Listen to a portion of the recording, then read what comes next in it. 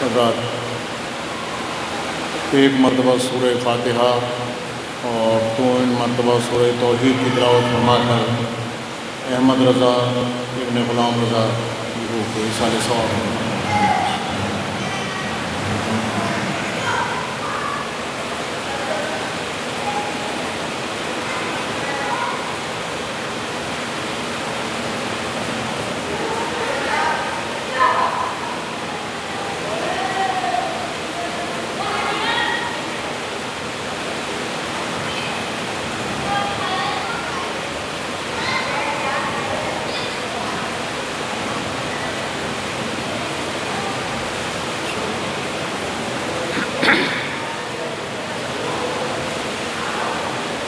فاتحہ۔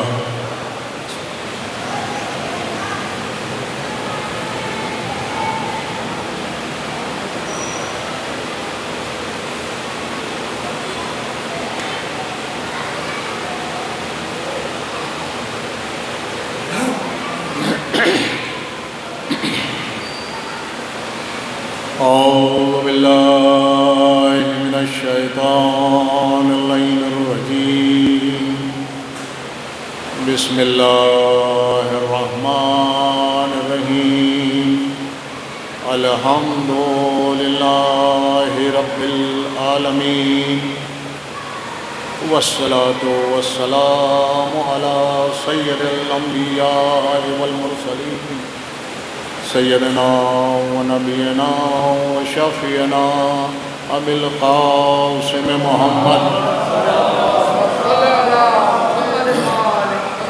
وآلہ الطیبین الطاہرین المعصومین، اما بعد، فقد قال تبارک و تعالی فی کتاب المجید والفرقان الحمید، وهو أصدق الصادقين،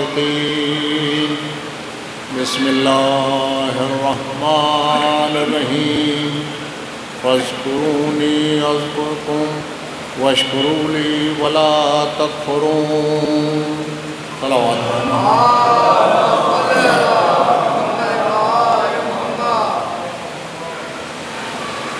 محترم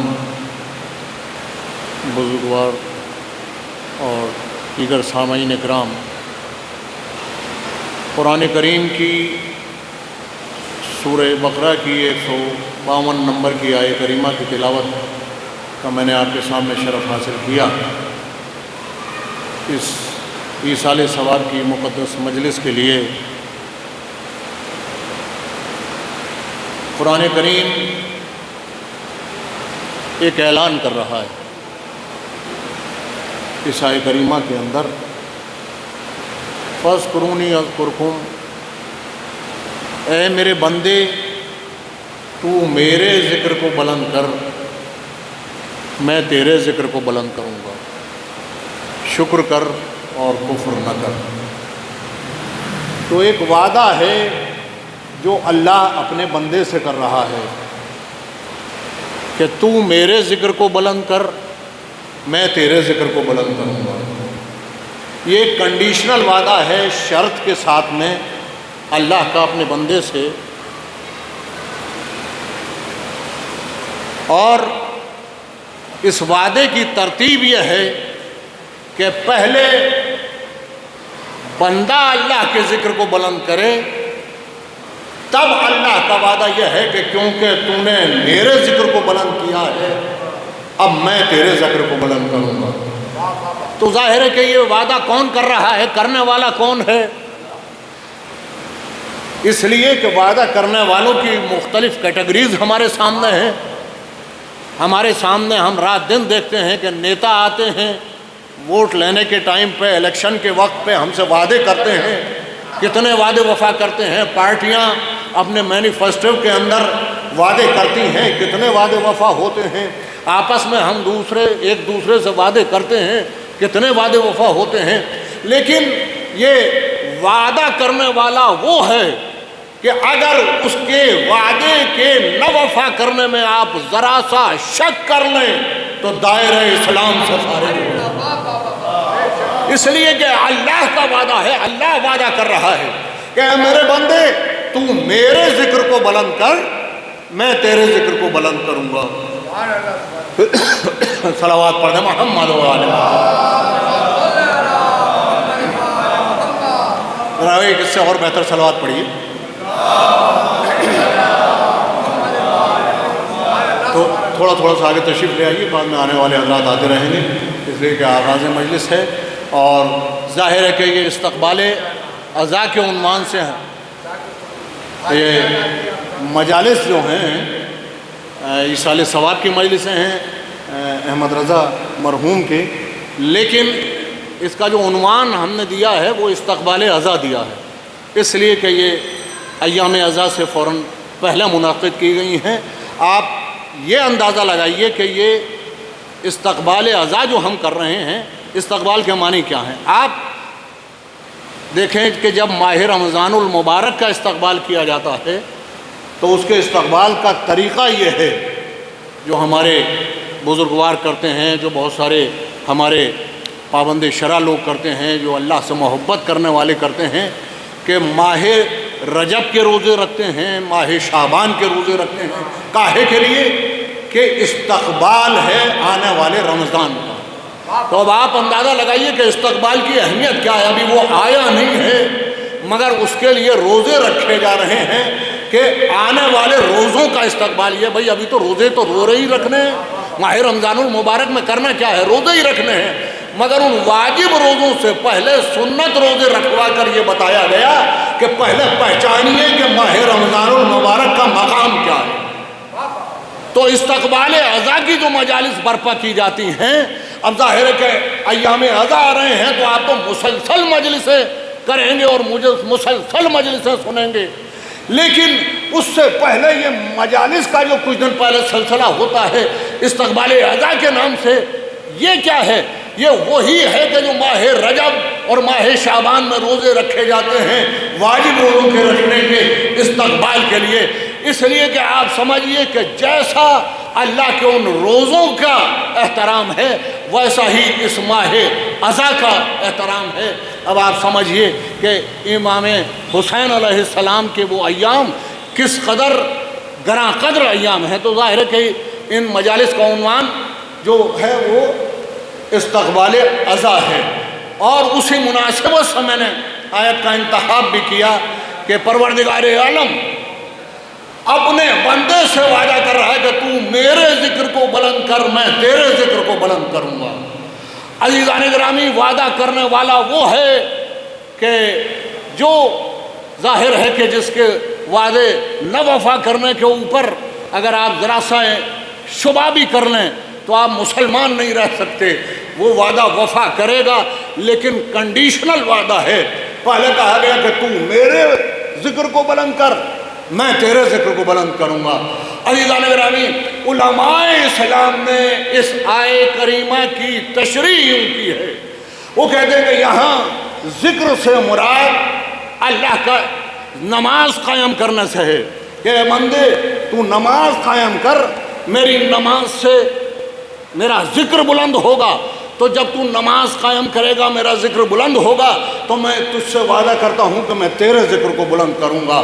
عزیزان ملت، اب میں آپ سے یہ سوال کرنا چاہتا ہوں، عالم اسلام میں مجھے کوئی ایک بڑے سے بڑا عالم دکھائیے کہ جو ابھی نماز پڑھ کے نپٹا ہو، اور آپ اس سے پوچھئے کہ یہ جو ابھی آپ نے نماز پڑھی ہے یہ آپ کی نماز قبول ہو گئی، تو عالم اسلام میں بڑے سے بڑا عالم یہی کہتا ہوا نظر آئے گا کہ نماز پڑھ تو ہم نے لی، قبول کرنا اللہ کا کام ہے، ہمیں پتہ نہیں ہے نماز قبول ہوئی یا نہیں قبول ہوئی۔ دیکھیے، نماز ہو، روزہ ہو، حج ہو، آپ کسی عبادت کے لیے شور نہیں ہے، یہ نہیں کہہ سکتے کہ نہیں میں نے پڑھ لی تو اللہ نے قبول کر لی۔ دنیا میں کوئی ایسی عبادت نہیں ہے کہ جس کے لیے یہ آپ کہیں کہ میں نے کر لی ہے اور اللہ نے قبول کر لی۔ صرف ایک عبادت ہے کہ جس کے لیے آپ شور ہو سکتے ہیں، صرف ایک عبادت ہے کہ جس کے لیے آپ کہہ سکتے ہیں کہ ہم نے کر لی، اللہ نے قبول بھی کر لی۔ وہ کون سی عبادت ہے؟ وہ آل محمد پر درود ہے کہ آپ نے پڑھ لی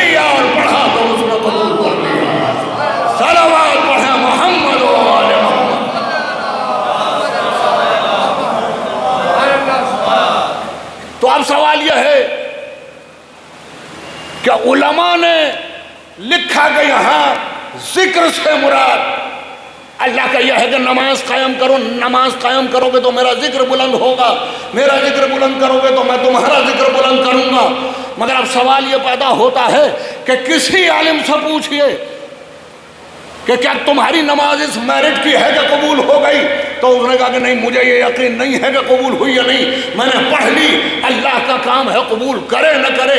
عزیزان گرامی، ہم میں سے کوئی ایسا نہیں ہے کہ جو شور ہو کر یہ کہہ دے کہ ہاں نماز قبول ہو گئی، اس لیے کہ جو نماز کے شرائط ہیں ان پر ہماری نماز پوری اتر نہیں سکتی۔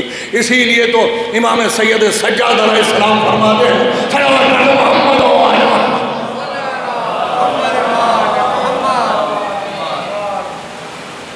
امام عالی مقام علیہ السلام صحیفہ سجادیہ میں امام عالی مقام علیہ السلام کی دعا ہے، اس لیے کہ جو ہم نماز پڑھ رہے ہیں ظاہر ہے تو اس نماز کی میرٹ وہ نہیں ہے کہ اللہ اسے قبول کر لے، تو میرا مولا کیا فرماتے ہیں ایک صلوات پڑھ دیجیے محمد و آل محمد۔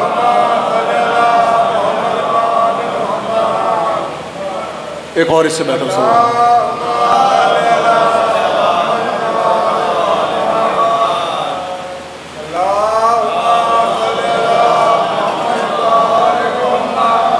معصوم فرماتے ہیں ربنا عاملنا بفضلک ولا تحاملنا بعدلک، اے میرے پروردگار جب روز محشر میرا نامہ اعمال کھولا جائے، میرا کھاتا کھولا جائے، مجھے اعمال کے حساب کی منزل میں کھڑا کیا جائے، کیا دعا ہے خدا کی قسم، معصوم کے علاوہ کون یہ جملے ادا کر سکتا ہے؟ کیا تعلیم دی ہے میرے مولا نے؟ فرماتے ہیں ربنا عاملنا بفضلک، اے میرے پروردگار جب میرا نامہ اعمال تیرے سامنے کھولا جائے، جب میرے نمازوں کا حساب ہونے لگے، جب میرے روزے کا حساب ہونے لگے، جب میرے اعمال کا حساب ہو، تو اپنے فضل سے کام لینا، اپنے عدل سے میرے ساتھ کام نہ لینا، اس لیے کہ میری نمازوں کو اگر تو نے اپنی عدالت پر جانچ لیا، میرے روزوں کو تو نے اپنی عدالت پر جانچ لیا، تو نہ میری نمازیں اس قابل ہیں کہ وہ قبول ہوں، نہ میرا روزہ اس قابل ہے کہ قبول ہو، تو اپنا فضل اپنے میرے ساتھ کرنا، اپنا عدل میرے کام میں نہ لانا، اور یہ معصوم کے علاوہ کون دعا کر سکتا ہے؟ تو ظاہر ہے کہ ہماری نمازوں کی میرٹ وہ نہیں ہے کہ ہماری نمازیں اللہ کے ذکر کو بلند کر سکیں۔ دنیا اسلام میں مجھے کوئی عالم نہیں نظر آیا، تو اب سوال یہ ہے کہ یہ اللہ جو وعدہ کر رہا ہے کہ اے میرے بندے میں تیرے ذکر کو بلند کروں گا، تو میرے ذکر کو بلند کر، فاذکرونی اذکرکم، تو میرے ذکر کو بلند کر، میں وعدہ کرتا ہوں کہ تیرے ذکر کو بلند کروں گا۔ تو ظاہر ہے کہ یہ نمازیں تو ہو نہیں سکتی، اس لیے کہ ہماری نمازیں تو ہماری قبر کی روشنی ہیں، ہماری نمازیں تو معاشرے میں ہمیں باعزت بناتی ہیں، ہماری نمازیں تو ہمیں باعزت کرتی ہیں، ہماری نمازیں تو ہماری آخرت کا سہارا ہیں، ہماری نمازیں اس قابل نہیں ہیں کہ وہ اللہ کے ذکر کو بلند کریں، ہماری نمازیں تو ہمیں عزت عطا کرتی ہیں، ہماری نمازیں تو ہماری آخرت کا سہارا ہیں، ہماری نمازوں کا یہ معیار نہیں ہے کہ وہ اللہ کے ذکر کو بلند کر سکیں۔ اگر ساری دنیا اللہ کو سجدہ کرنے لگے، روئے زمین پر کوئی ایک بے نمازی نہ بچے، تو اللہ کی کبریائی کچھ بڑھ نہیں جائے گی۔ اگر ہر ایک اللہ کا سجدہ کرنا چھوڑ دے تو اللہ کی کبریائی کچھ گھٹ نہیں جائے گی۔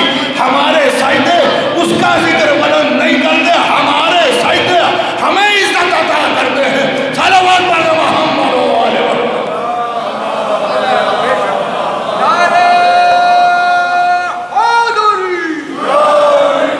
تو اب یہ سوال ہوتا ہے کہ یہ جو پروردگار عالم وعدہ کر رہا ہے، یہ وعدہ کس سے ہے؟ یہ نمازی سے تو وعدہ نہیں ہے۔ ہاں نمازی سے وعدہ ہے، مگر ہم جیسے نمازی سے وعدہ نہیں ہے۔ اے میرے بندے تو میرے ذکر کو بلند کرنا، میں تیرے ذکر کو بلند کروں گا۔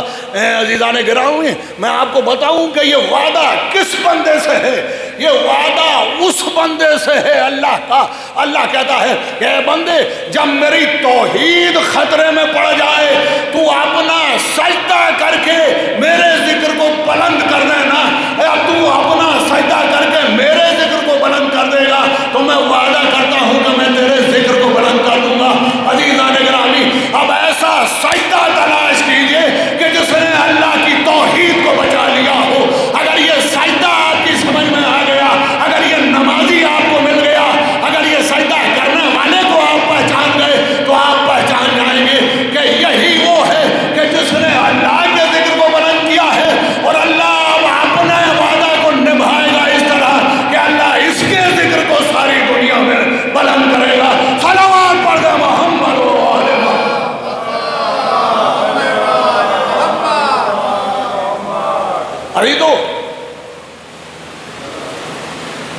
یہ بڑی مشہور نہج البلاغہ کی شرح ہے، جسے علامہ معتزلی نے لکھا ہے شرح نہج البلاغہ۔ ظاہر ہے کہ 200 سے زیادہ، تقریباً 250 سے بھی زیادہ اب شاید ہو گئی ہیں، اس لیے کہ ایران میں بہت ساری لکھی گئیں، 250 تقریباً 250 سے زیادہ شرح نہج البلاغہ ہیں کہ جنہیں سنی اور شیعہ دونوں علماء نے لکھا ہے۔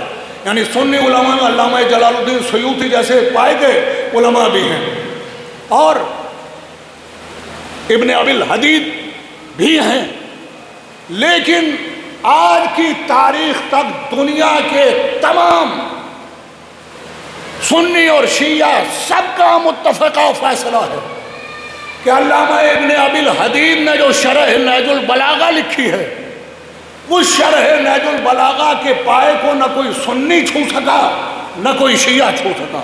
یعنی آج تک کوئی بھی شیعہ عالم اس پائے کی شرح نہج البلاغہ نہیں رکھا جو علامہ ابن ابی الحدید نے لکھی۔ وہ سنی عالم ہے اور نہ کوئی سنی عالم لکھ سکا۔ کیوں؟ ابن ابی الحدید کی شرح کے اندر کیا نئی بات ہے؟ دراصل بات یہ ہے کہ اتنا عشق علی میں ڈوب کر انہوں نے لکھا ہے ابن ابی الحدید نے کہ آج ابن ابی الحدید کی شرح کو کوئی اور شرح، کوئی اور عالم پہنچ نہیں سکا۔ اسی اپنی شرح کے اندر انہوں نے اسی سلسلے کے اندر تذکرہ کرتے ہوئے ایک جگہ لکھا کہ میری عقل حیران ہو جاتی ہے جب میں یہ دیکھتا ہوں کہ اتنے بڑی بڑی بنی امیہ کی حکومتیں، بنی عباس کی حکومتیں، ایسے خونخوار حکمراں، چہرے بدلتے رہے، حاکم بدلتے رہے، مگر ان کا عہد نہیں بدلا۔ ہر ایک بادشاہ، ہر ایک حکمراں تخت حکومت پر یہ قسم کھاتا ہوا آیا کہ آل محمد کا نام باقی نہ رہنے دیں گے، علی کا نام باقی نہ رہنے دیں گے، آل محمد کے چاہنے والوں کو دنیا میں باقی نہ رہنے دیں گے، فضائل آل محمد کو دنیا میں پنپنے نہ دیں گے۔ بنی امیہ گئے تو بنی عباس آئے، ایک حاکم گیا تو دوسرا حاکم آیا، سلسلے بھی بدلتے گئے، حاکم بھی بدلتے گئے، مگر نیت نہیں بدلی، عہد نہیں بدلا۔ ہر ایک نے کہا آل محمد کا نام باقی نہ رہنے دیں گے، آل محمد کے فضائل باقی نہ رہنے دیں گے۔ عزیزان گرامی، علامہ ابن ابی الحدید اپنی اسی شرح کے اندر لکھتے ہیں کہ میری عقل حیران ہے جب میں یہ دیکھتا ہوں کہ ایسے بڑے بڑے حکمراں، ایسی بڑی بڑی حکومتیں، ایسے تاج والے، ایسے تخت والے، کہ وہ حکومتیں یہ قسم کھاتی ہوئی آئیں، حکمراں یہ قسم کھاتے ہوئے آئے علی کا نام باقی نہ رہنے دیں گے، فضائل علی باقی نہ رہنے دیں گے، علی والوں کو باقی نہ رہنے دیں گے۔ وہ کہتا ہے کہ میری عقل حیران ہو جاتی ہے جب میں دیکھتا ہوں کہ حکومتیں مٹ گئیں، علی کا نام آج بھی باقی ہے۔ حکومتیں مٹ گئیں، علی کے فضائل آج بھی باقی ہیں۔ حکومتیں مٹ گئیں مگر علی کے نام لینے والے آج بھی باقی ہیں۔ اور یہاں تک لکھنے کے بعد وہ لکھتے ہیں کہ شاید اس کی وجہ یہ ہے کہ علی اور اولاد علی نے کیونکہ اسلام کے لیے بڑی قربانیاں دیں تو اللہ نے انہیں یہ انعام عطا کیا ہے کہ اللہ اب ان کے نام کو باقی رکھے گا، ان کے فضائل کو باقی رکھے گا۔ تو ابن ابی الحدید کی روح سے میں ہاتھوں کو جوڑ کر معذرت کے ساتھ کہوں گا کہ یہ اللہ کا انعام نہیں ہے، یہ اللہ کا وعدہ ہے۔ فاذکرونی اذکرکم، تو میرے ذکر کو بلند کرنا، میں تیرے ذکر کو بلند کروں گا۔ علی اور اولاد علی نے قربانیاں دے کر اللہ کے ذکر کو بلند کیا، اللہ کی توحید کو بچایا۔ تو انہوں نے اللہ کی توحید کو بچایا، اللہ کے ذکر کو بلند کیا۔ اب اللہ پر واجب ہے کہ صبح قیامت تک ان کے ذکر کو بلند رکھے۔ اب سمجھ میں آیا آپ کی کہ ایسی حکومتیں، ایسے خوفناک حکمراں، یہ علی کا نام باقی کیوں ہے، علی کے فضائل باقی کیوں ہیں؟ عزیزان گرامی، میں آپ کی خدمت میں عرض کروں کہ بڑے بڑے جو حکمراں، بڑے بڑے جو مفکرین ہیں، انہوں نے ایک تجزیہ پیش کیا ہے، اور وہ تجزیہ یہ ہے، وہ کہتے ہیں کہ 3 بڑی طاقتیں ہیں، اگر کسی مشن کے پیچھے یہ لگ جائیں تو دنیا میں وہ مشن، وہ تحریک، وہ شخص باقی نہیں رہ سکتا۔ یہ دنیا کے جتنے بڑے بڑے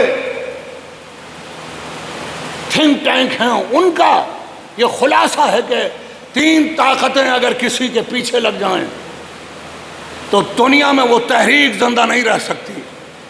کون کون سی تین طاقتیں؟ وہ کہتے ہیں پاور آف اسٹیٹ، حکومت کی طاقت۔ اگر حکومت کسی مشن کو ختم کرنے پہ آ جائے تو ناممکن ہے کہ وہ مشن باقی رہ جائے، اگر پوری طاقت سے حکومت کو چلنے پر آ جائے۔ آپ آئے دن دیکھتے ہیں، تاریخوں کو اٹھا کر پڑھیے، بڑی بڑی بغاوتیں ہوئیں مگر حکومتوں نے بڑی بڑی بغاوتوں کو کچل دیا، اس لیے کہ ان کے پاس لشکر ہوتا ہے، ان کے پاس طاقت ہوتی ہے، ان کے پاس وسائل ہوتے ہیں۔ تو کہتا ہے پاور آف اسٹیٹ، حکومت کی طاقت۔ اگر حکومت کی طاقت کسی مشن کو ختم کرنا چاہے تو مشن دنیا میں باقی نہیں رہ سکتا۔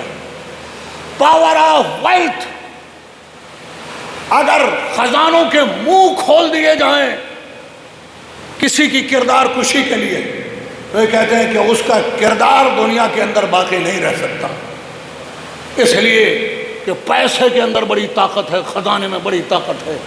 اگر خزانوں کے منہ کھول دیے جائیں تو ایسے ذرائع پیدا ہو جاتے ہیں کہ کردار کشی ہونے لگے۔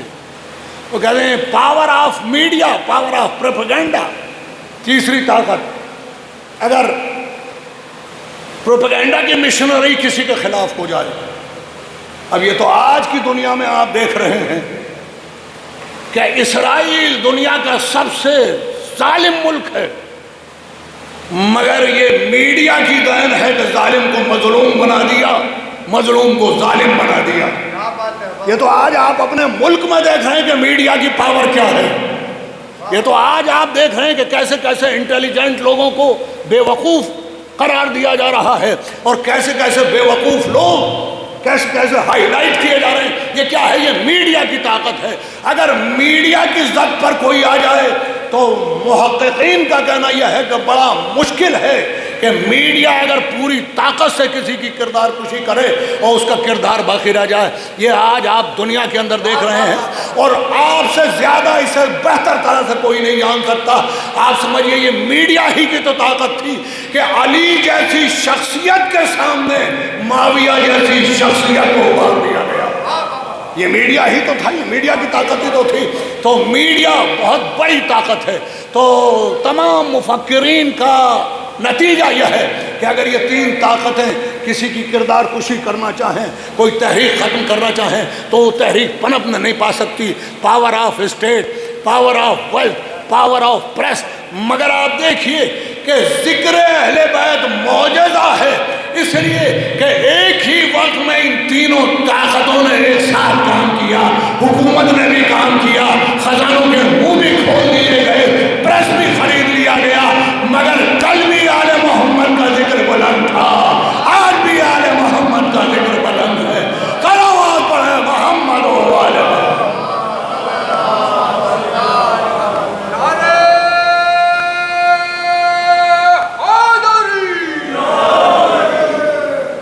تو اتنی گزارشات میں نے اس لیے عرض کی کہ یہ ظاہر ہے کہ استقبال عزا کے عنوان سے مجالس رکھی گئی ہیں۔ تو اب ایام عزا آ رہے ہیں، ایام عزا میں ہمیں کیا کرنا چاہیے؟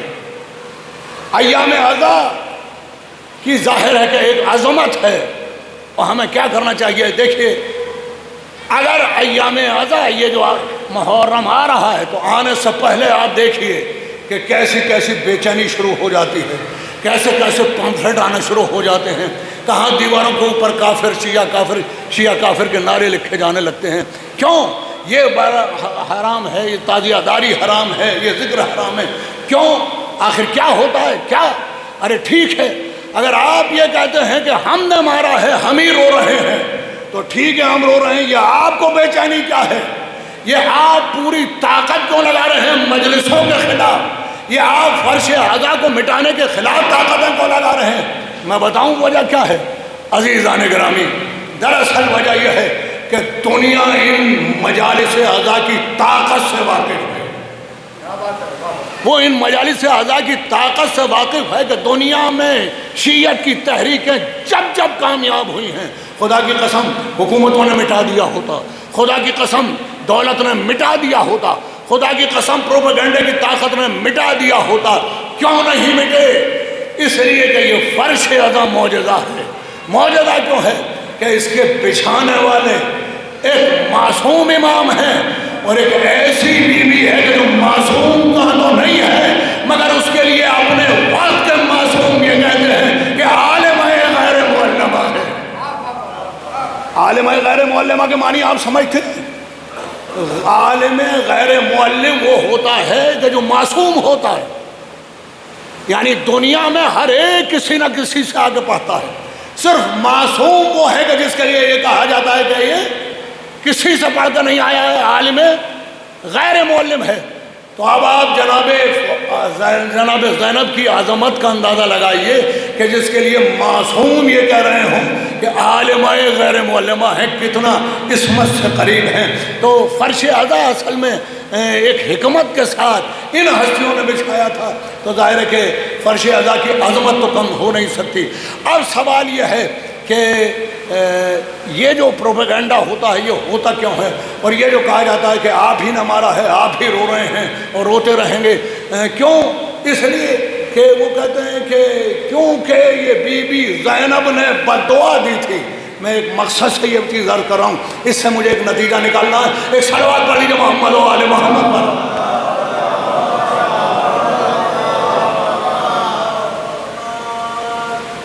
کہ شیعوں ہی نے مارا ہے اور شیعہ ہی رو رہے ہیں اور روتے رہیں گے، قیامت تک روتے رہیں گے۔ کیوں؟ وہ کہتے ہیں اس لیے کہ بی بی زینب نے بد دعا کی تھی کوفے والوں کے لیے کہ تمہارے آنسو کبھی نہ رکیں۔ اچھا، تو بی بی زینب نے دعا کوفے والوں کے لیے ایک بد دعا کی تھی؟ یہ تو ذکر ہندوستان میں بھی ہو رہا ہے، یہ تو ذکر انگلینڈ میں بھی ہو رہا ہے، یہ تو ذکر پوری دنیا میں ہو رہا ہے۔ عزیزو، بڑی عجیب بات ہے، لوگ غصہ ہو جاتے ہیں کہ جب کوئی ان سے یہ کہتا ہے کہ آپ نے قتل کیا ہے اور آپ ہی رو رہے ہیں، آپ ہی روتے رہیں گے، مگر مجھے جب یہ الزام سنائی دیتا ہے تو مجھے بڑا اطمینان ہوتا ہے۔ کیوں؟ اس لیے کہ میں یہ سمجھ جاتا ہوں کہ کیا ذہنیت کام کر رہی ہے۔ بھئی بڑی عجیب بات ہے، میں بڑا خوش ہوتا ہوں اس لیے کہ چلیے اس الزام کے بہانے ہی صحیح آل محمد کی ایک ہستی کا نام تو آپ کو یاد ہوا، اور یہ بھی آپ کو پتا چلا کہ یہ اتنی بلند مرتبہ ہستی ہے کہ اگر کوئی بد دعا دے دے تو نسلوں میں اس کا اثر باقی رہتا ہے۔ تو کیا کہا کہ کیونکہ بی بی زینب کی بد دعا ہے تو اس بد دعا کا اثر نسلوں میں قائم رہے گا، صبح قیامت تک قائم رہے گا۔ بڑی عجیب بات ہے کہ بیٹی کی بد دعا کا تو پتہ چل گیا، ماں کی دعا کا پتہ نہ چل پایا۔ صلوات پڑھیں محمد و آل محمد۔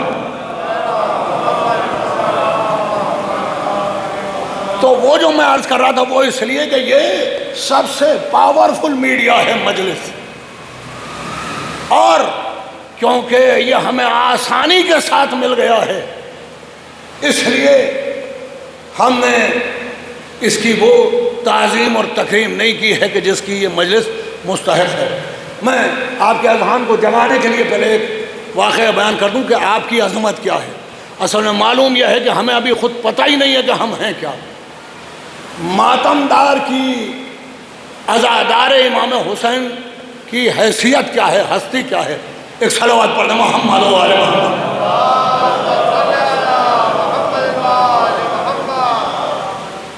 اب جتنا بھی مجمع ہے مگر کم سے کم صلوات ایسی بھیجیے کہ تھوڑی سی دیر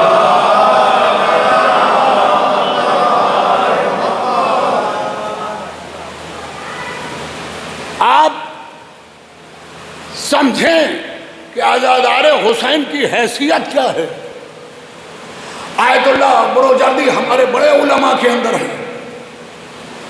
آیت اللہ بروجردی وہ ہیں کہ جب صحن معصومہ قوم کے اندر آپ جا کے دیکھیں گے تو ہمارے علماء میں سب سے بلند قبر جو ہے وہ آیت اللہ بروجردی کی ہے۔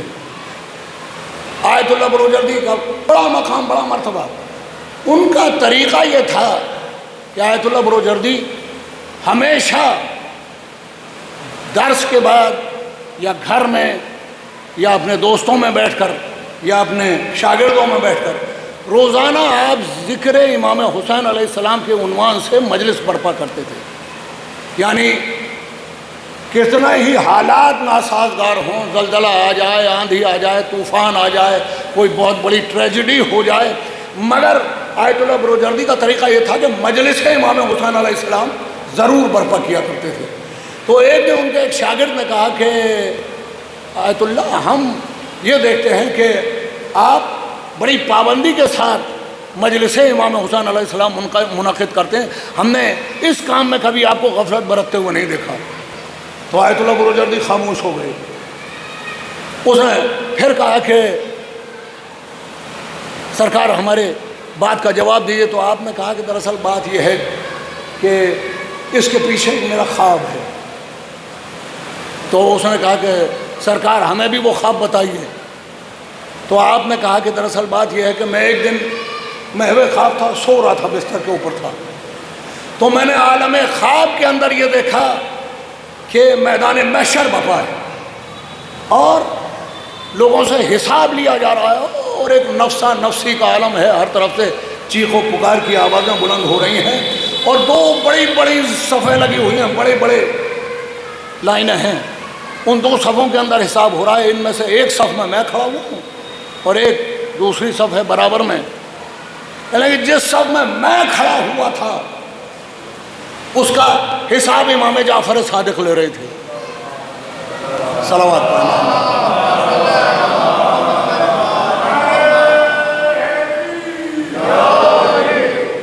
جب بھی کسی معصوم کا نام آئے تو یہ آداب میں شامل ہے کہ بآواز بلند صلوات پڑھی جائے۔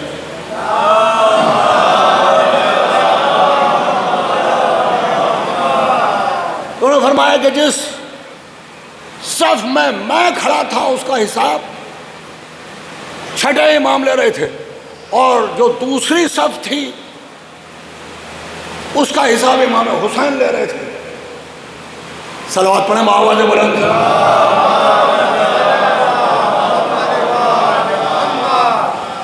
لیکن جس صف میں کھڑا ہوا تھا اس کا حساب بڑا سخت ہو رہا تھا، پسینہ پسینہ ہوئے جا رہے تھے حساب دینے والے، اور ایک پریشانی کا عالم تھا، چہرے کے اوپر ہوائیاں اڑی ہوئی تھیں، دہشت کا عالم تھا۔ جس صف کے اندر میں کھڑا ہوا تھا بڑی دیر لگ رہی تھی، بڑی پریشانی تھی، مگر میں نے دیکھا کہ وہ جو برابر والی صف تھی اس میں نے دیکھا کہ بڑی جلدی جلدی لوگ آگے نکلتے ہوئے جا رہے تھے، امام حسین کے قریب پہنچتے تھے، امام عالی مقام علیہ السلام کو قدم بوسی کرتے تھے، امام کچھ پوچھتے تھے، اس کے بعد جنت کی طرف روانہ کر دیتے تھے۔ تو میں نے سوچا کہ میں یہاں کھڑے ہو کر کیوں حساب دوں، وہاں اس صف کے اندر بڑی آسانی کے ساتھ حساب ہو رہا ہے، تو میں تو اس صف کے اندر جا کے حساب دوں گا۔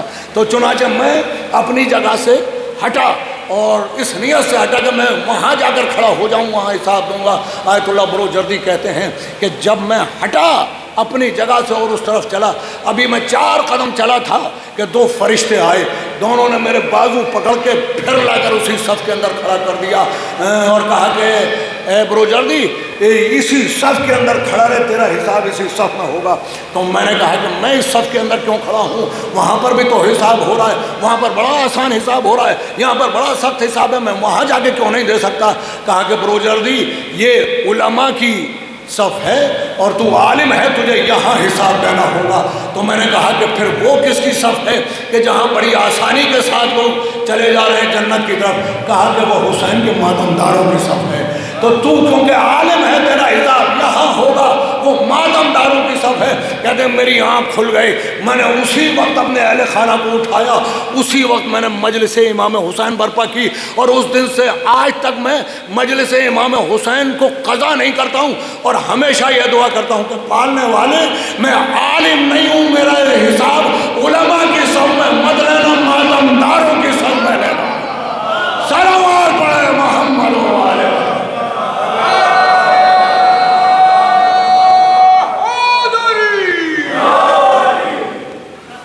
تو پہلے تو یہ سمجھیے کہ ماتمدار کی حیثیت کیا ہے، ماتمدار کا مقام کیا ہے،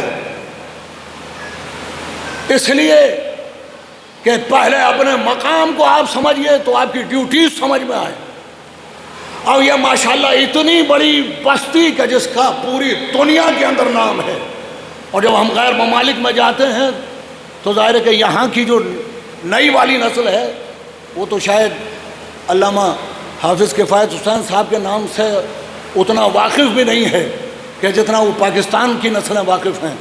جب انہیں یہ معلوم ہوتا ہے کہ شکارپور سے آئے تو ان کا پہلا جملہ یہ ہوتا ہے کہ وہ علامہ بشیر والا، وہ علامہ حافظ کفایت حسین والا. ہم اس سرزمین کے رہنے والے ہیں، اور ہماری مجلسوں کا حال کیا ہو رہا ہے، ہماری عزاداری کا حال کیا ہو رہا ہے. یہ عزاداری کے عنوان سے ہم پہچانے گئے تھے. علامہ کفایت حسین کے نام سے ہماری پہچان بنی تھی دنیا کے اندر، علامہ بشیر انصاری کے نام سے ہماری پہچان بنی تھی، علامہ بنیاد صاحب کے نام سے ہماری پہچان بنی تھی، علامہ عزیز الحسن صاحب کے نام سے ہماری پہچان بنی تھی. مگر ہماری مجلسوں کا حال کیا ہے کہ فرش عزا پر ہم کم ہیں، فرش عزا پر سے باہر نوجوان زیادہ ہیں. مجھے بتائیے کہ جو روایتوں کے اندر یہ چیز آتی ہے، کیونکہ یہ بعنوان استقبال عزا ہے تو میں نے ضروری سمجھا کہ میں یہ بات عرض کروں. مجھے بتائیے کہ کیا معصوم فرش عزا پر آ کر بیٹھتے ہیں یا باہر کھڑے ہوتے ہیں؟ کیا بات ہے. معصوم تو فرش عزا پر آ کر بیٹھتے ہیں. اگر باہر بھی کوئی معصوم ہستی کھڑی ہوتی ہے تو وہ اس عنوان سے کھڑی ہوتی ہے. معجزہ اشک عزا کے اندر ایک واقعہ لکھا ہوا ہے کہ حضرت امام جعفر صادق علیہ السلام صلوات پڑھ محمد بآواز بلند پڑھیے، صرف 10 منٹ آپ کے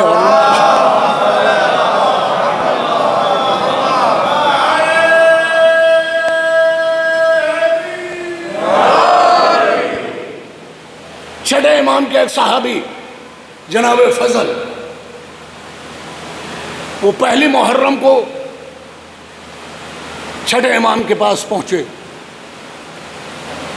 تو امام عالی مقام نے کہا کہ کل تم کہاں تھے؟ تو انہوں نے کہا کہ مولا کل اس لیے کہ ان کا آنا جانا اصحاب کا امام کے پاس میں ہر بعد مغربین ایک نشست ہوتی تھی، تو اس دن نہیں آئے فضل اور ان کے کچھ ساتھی. تو مولا نے پوچھا کہ کل کہاں تھے فضل تم؟ تو انہوں نے کہا کہ مولا ہمارے ایک ساتھی نے کل محرم کا چاند اپنی آنکھ سے دیکھ لیا اور اس نے ہم لوگوں کو اطلاع دی کہ چاند ہو گیا. تو مولا ہم اسی وقت ایک جگہ پر جہاں تھے وہاں بیٹھ گئے اور ہم نے مجلس امام حسین منعقد کی اور مجلس منعقد کر کے پھر ہم لوگ منتشر ہو گئے. تو امام نے کہا کہ فضل جب تم مجلس کر کے اٹھے تھے، باہر نکلے تھے، تو کیا کسی سے ٹکرا گئے تھے؟ کوئی ٹکرایا تھا تم سے؟ کہا مولا کسی سے میں ٹکرایا تو تھا. تو کہا کون تھا وہ جس سے ٹکرائے تھے؟ کہا مولا کیونکہ اندھیرا تھا تو میں پہچان نہیں سکا. کہا فضل وہ ہم تھے کہ جن سے تم ٹکرائے تھے. ہم اس مجلس میں موجود تھے تو ایک مرتبہ فضل نے ہاتھوں کو جوڑ کر کہا کہ مولا آپ تو صاحب عزا تھے، اگر آپ وہاں تشریف لے ہی آئے تھے تو آپ کو اندر تشریف لانا چاہیے تھا، آپ کو مسند پر تشریف رکھنا چاہیے تھا کہ ہم آپ سے تعزیت ادا کرتے، آپ تو صاحب عزا تھے. تو مولا نے کہا کہ میں اسی ارادے سے آیا تھا کہ میں جا کر مسند پر بیٹھوں اور تعزیت قبول کروں. لیکن جیسے ہی میں اندر آیا تو میں نے دیکھا کہ مجھ سے پہلے میرے چند مسند کے اوپر موجود تھے. تو پھر میں نے مناسب نہیں سمجھا، میں وہاں کھڑا ہو گیا کہ جہاں عزادار گزر رہے تھے جہاں سے. تو اگر معصوم کھڑے ہوتے ہیں تو اس مقصد سے باہر کھڑے ہوتے ہیں کہ وہ عزاداروں کے استقبال کے لیے کھڑے ہوتے ہیں. تو یہ تو مناسب ہے کہ جس نے مجلس عزا منعقد کی ہے اس گھر کا کوئی فرد یا اس گھر کے چند افراد کھڑے ہوں استقبال کے لیے، لانے کے لیے، لیکن ایک پورا مجمع باہر کھڑا ہوا ہو، اندر مجلس ہو رہی ہو، یہ آداب مجلس کے خلاف ہے. اس لیے کہ جب آپ مجلس کے فرش کے اوپر آ کر نہیں بیٹھیں گے تو اب مجھے کہتے میں ظاہر ہے کہ میری زبان لرزتی ہے کہ یہ ایک طرح سے توہین مجلس بھی ہے.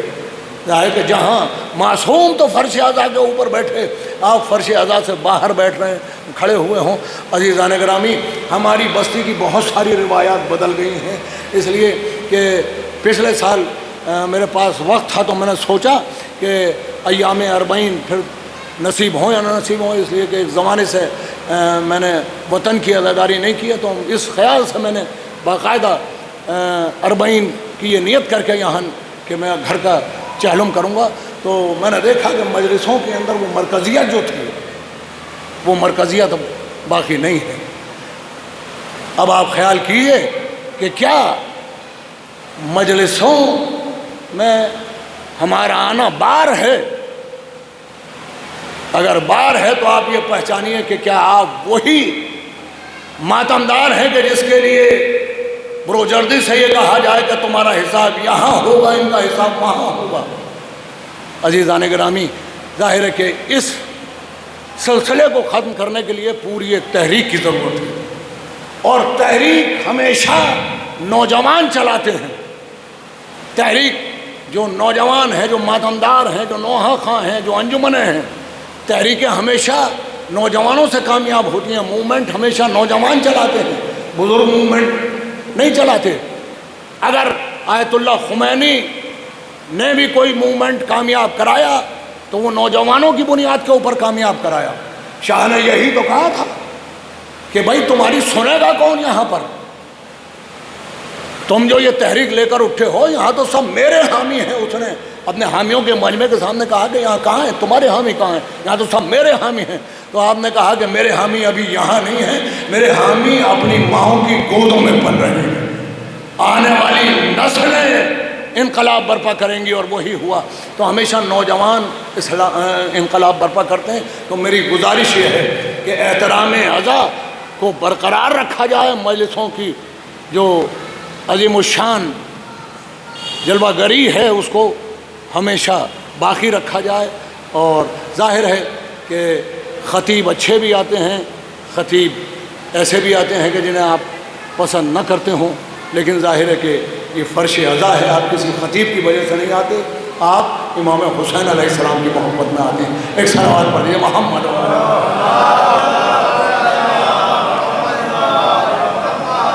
بس۔ عزیزان گرامی، میں نے گفتگو کو ختم کیا تو کیونکہ یہ استقبال عزا کے عنوان سے تھی مجلس، تو آپ سمجھیے کہ عزاداری ہماری شہرگ ہے، عزاداری ہماری لائف لائن ہے۔ ہم اگر دنیا میں پہچانے گئے ہیں تو اسی فرش عزا سے پہچانے گئے ہیں، اگر دنیا میں ہم باقی ہیں تو اسی فرش عزا سے باقی ہیں۔ خدا کی قسم، بڑے بڑے لوگ آئے، باقی نہ رہنے دیں گے، آل محمد کا ذکر باقی نہ رہنے دیں گے، آل محمد کے فضائل باقی نہ رہنے دیں گے، علی والوں کو باقی نہ رہنے دیں گے، مگر آپ دیکھیں کہ تاریخ کی کتابوں میں ان کے نام تو باقی ہیں، زمین کے خطوں کے اوپر قبروں کے نشان باقی نہیں ہیں۔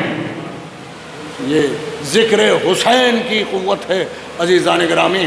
بس اسی گزارش کے ساتھ میں نے ختم کیا کہ ایام عزا آ رہے ہیں، اور اس بات کو ہمیں سمجھنا چاہیے۔ نوجوان یہ تحریک لے کر اٹھیں کہ ظاہر ہے کہ اب مجلسوں کو آپ دیکھیں کہ اب اس میں خود بھی شامل ہوں، میں اپنے نفس کو پہلے متنبہ کر رہا ہوں کہ مجلس کا آغاز تو سوز خانی سے ہوتا ہے، اور سوز خان بیچارہ بیٹھا ہوا ہے، اور 8 لوگ اس کے سامنے بیٹھے ہوئے ہیں، 4 لوگ اس کے سامنے بیٹھے ہوئے ہیں۔ بھائی سوز خانی جو ہے وہ بھی تو مجلس عزا کا حصہ ہے۔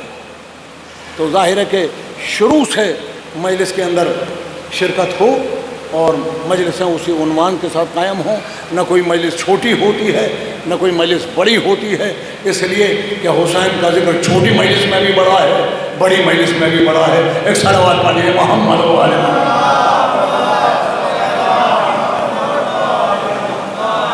تو یا اللہ کا وعدہ ہے فاذکرونی اذکرکم، اے بندے تو میرے ذکر کو بلند کر، میں تیرے ذکر کو بلند کروں گا۔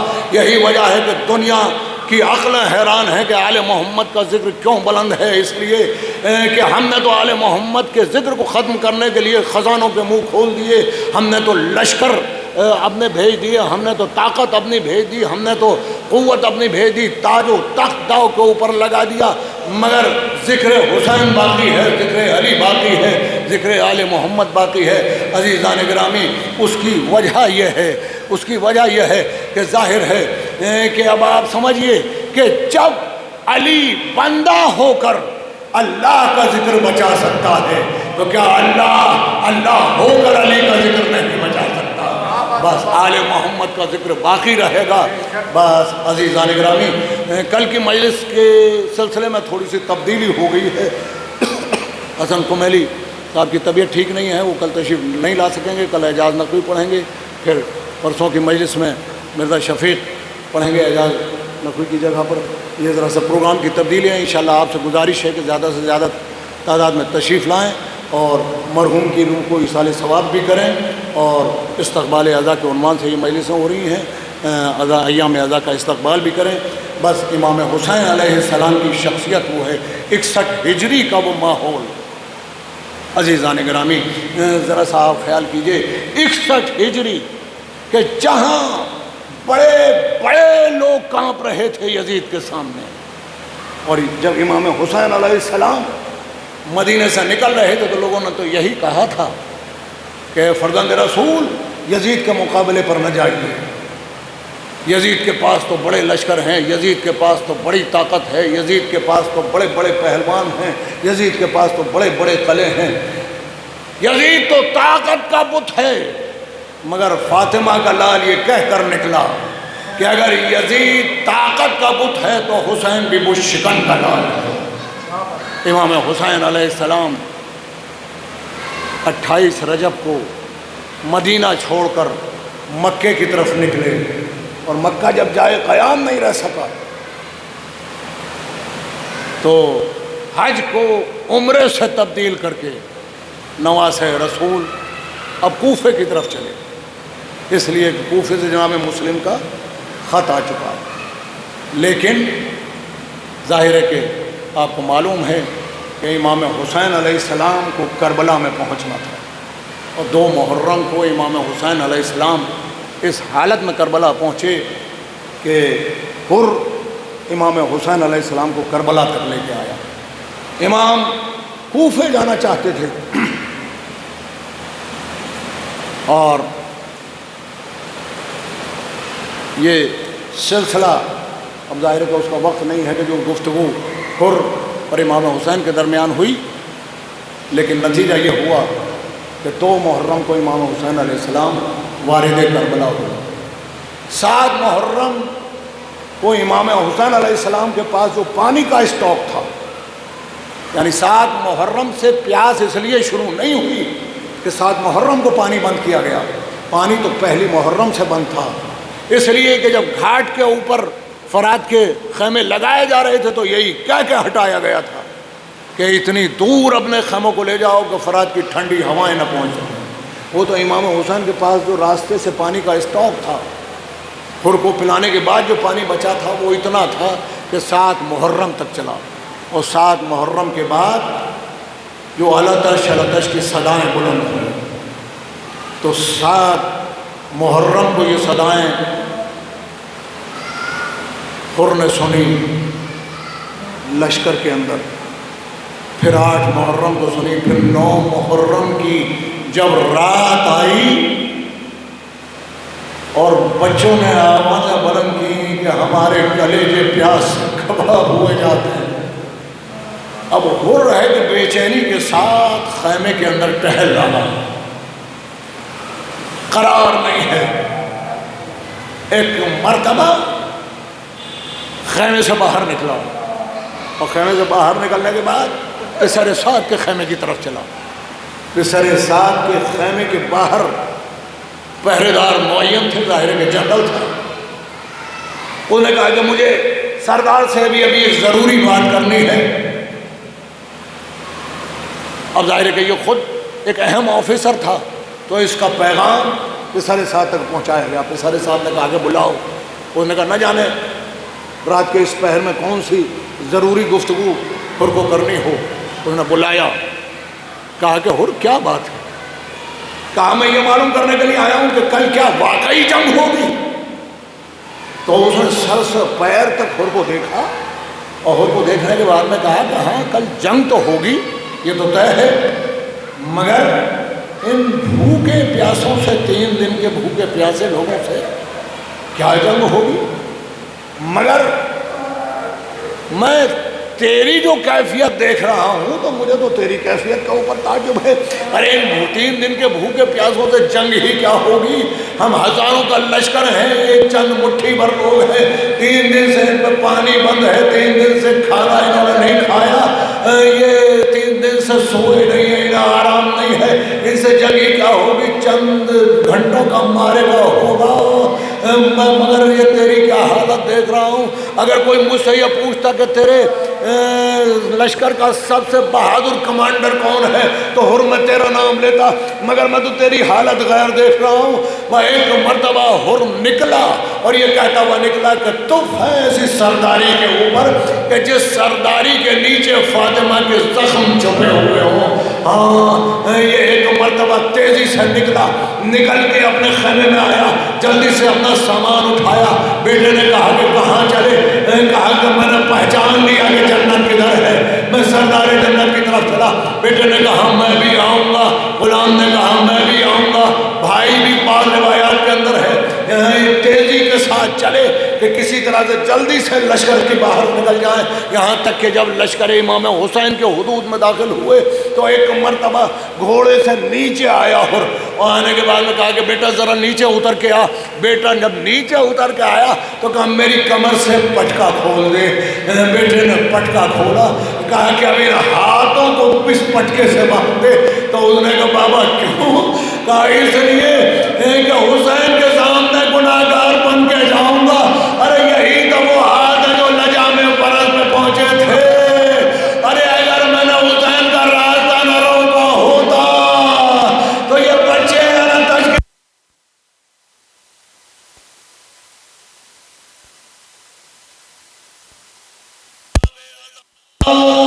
ایک مرتبہ بیٹے نے باپ کے ہاتھوں کو باندھا، کہا رومال سے میرا چہرہ ڈھانپ دے، اس لیے کہ اب حسین کو یہ چہرہ دکھانے کے لائق نہ رہا۔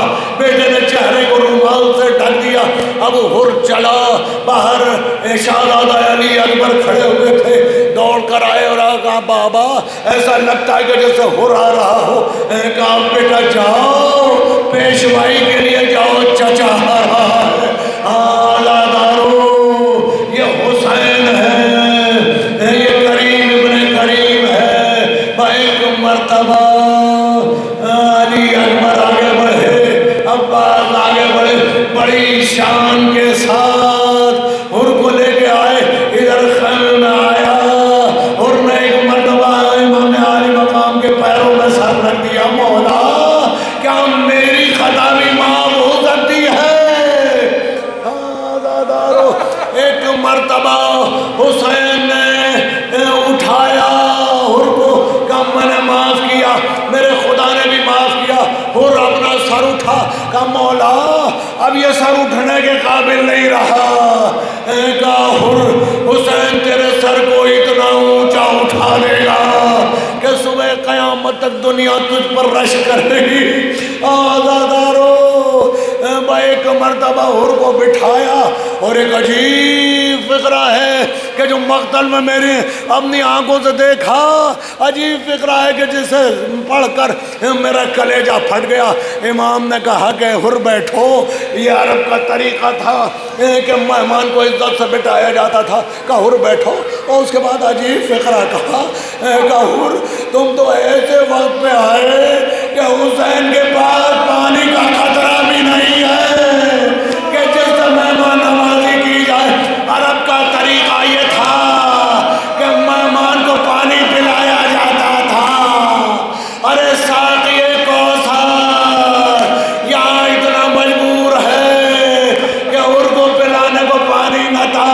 کہ ہر ایسے وقت میں مہمان ہوئے کہ پلانے کو پانی کا قطرہ نہیں ہے، ہر نے امام پھینک دیا۔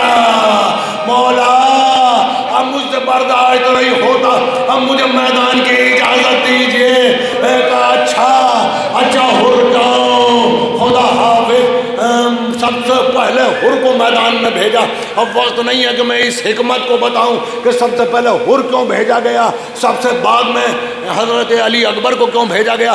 میرے پاس اس وقت نہیں ہے کہ میں اس حکمت کو بتاؤں، مگر سب سے پہلے حر کو بھیجا۔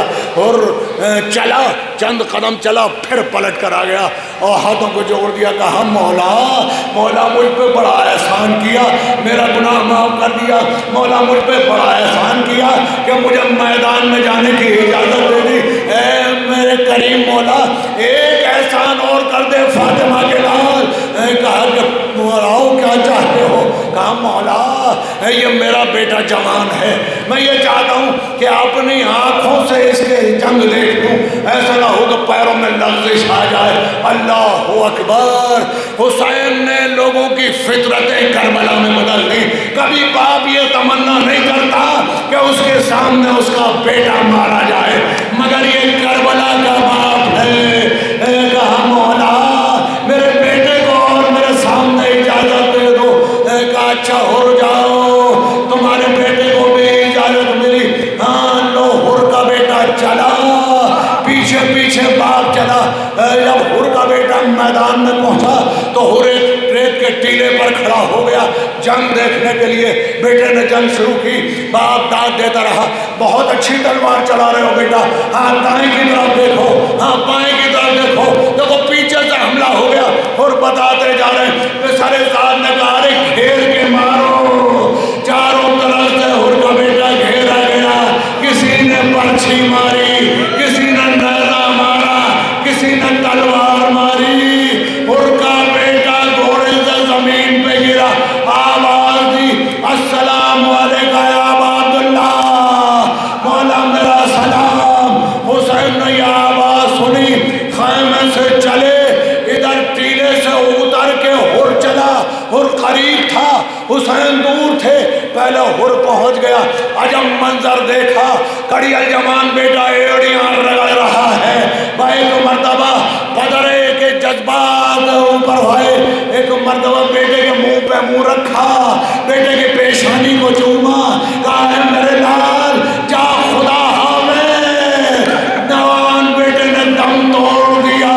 اب جب جوان بیٹے نے دم توڑ دیا، اب مقتل کا فکر یہ ہے کہ ایک مرتبہ حر نے آستینوں کو الٹا، بالوں کے اندر ہاتھ ڈالا، بالوں میں ہاتھ ڈالنے کے بعد ابھی اٹھانا چاہتا تھا کہ پیچھے سے کسی نے ہاتھوں کو پکڑ لیا۔ پلٹ کر دیکھا، حسین نے ہاتھوں کو پکڑا ہوا تھا، کہا حر ہٹ جا۔ ارے بوڑھے باپ جوان بیٹوں کے جنازے نہیں اٹھاتے۔ ارے کربلا تو نے بڑی جلدی دستور دنیا بدل دیا۔ تھوڑی دیر نہ گزری تھی، پھر ایک بوڑھا باپ کڑی الجوان بیٹے کا جنازہ اٹھائے ہوئے حسین علی اکبر کی لاش لے کے چلے، مگر چند قدم چلے تھے، اٹھا نہ پائے۔ جلتی ہوئی ریت پر جنازہ رکھا، بڑی حسرت سے علی اکبر کو دیکھا، کہا اے میرے لال صبح سے ہم نے ہر ایک کا جنازہ اٹھایا، مگر میرے لال معاف کرنا تیرا جنازہ نہ اٹھا پائے، کمر ٹوٹی ہوئی ہے، اے علی اکبر معاف کر دے۔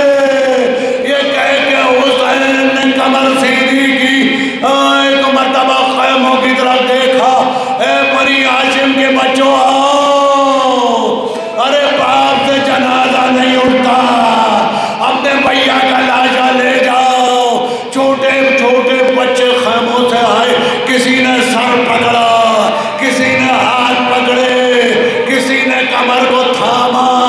ارے آپ نے دنیا میں بوڑھوں کو جنازوں کو اٹھاتا ہوا دیکھا ہوگا، جوانوں کے بوڑھے جنازے اٹھائے ہوئے دیکھے ہوں گے، مگر یہ کربلا ہے کہ جہاں کڑی الجوان زخمی کا جنازہ چند ننھے ننھے بچے لے کے چلے۔ واہ غربتا،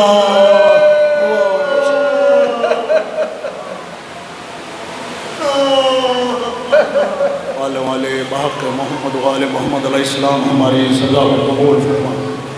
جہاں جہاں شیعہ نے حیدر کرر ہم کی عزت و آب و جان و مال کی حفاظت فرما۔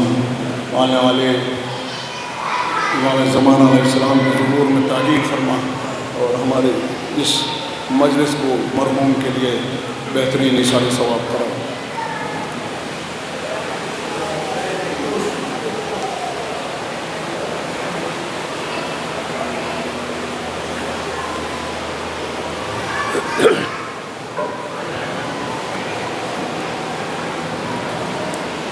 السلام عليك يا ابا عبد الله، السلام عليك يا ابن رسول الله، السلام عليك وعلى جدك وابيك، السلام عليك وعلى امك واخيك، السلام عليك وعلى الائمه المعصومين من بنيك، السلام عليك وعلى المستشهدين معكم جميعا ورحمه الله وبركاته.